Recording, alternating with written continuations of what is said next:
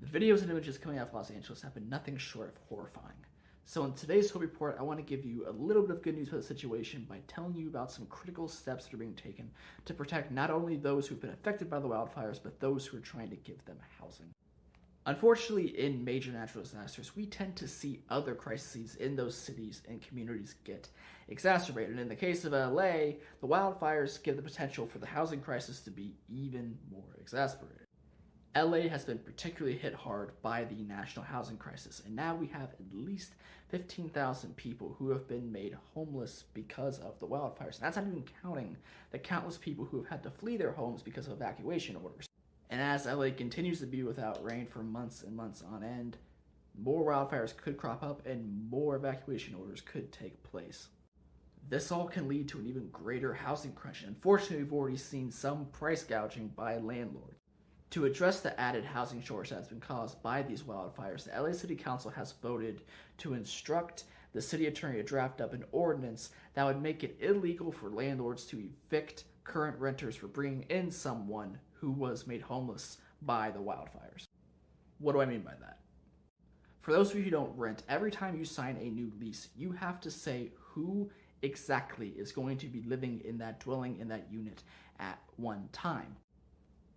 In many contracts, if you allow someone else to live in that apartment that is not listed, and if you do not tell your landlord ahead of time, that could be grounds for an eviction. In fact, in some leases, including mine, I'm not allowed to let anyone stay overnight more than 3 days.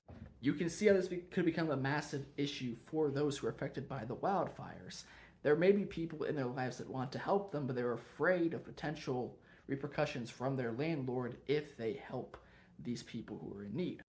This new ordinance would make it unlawful for any landlord to evict a tenant because they let someone who was affected by the wildfires in. Once that ordinance is passed, those protections would be in place for a full year. As I alluded to before, not only is this legislation critical and absolutely necessary for those who are currently affected by the wildfires, it's really important proactive legislation for those who may be affected by future wildfires. And ultimately, I hope the LA City Council writes an ordinance where these protections are allowed to take effect indefinitely and do not have a lapse date. The truth is that if legislation like this was already enacted, then those affected by the wildfires wouldn't have to worry about sitting in limbo while they wait for this legislation to take effect. And those affected by future wildfires deserve not to sit in the same limbo that so many who are affected by the Palisades and Eaton fire currently are sitting in. But regardless of what should happen in the past, I'm glad that it's going to be finally put into place, pending a final vote. And given the terrible conditions in Los Angeles, I wanted to make sure I at least made one of my Hope Report videos this week about what is going on in LA and giving some good news about that situation, no matter how small that good news may be. If you like content like this, if you like content regarding community organizing power, please consider supporting the channel by subscribing and liking the video. Thank you, and I will see you in the next one.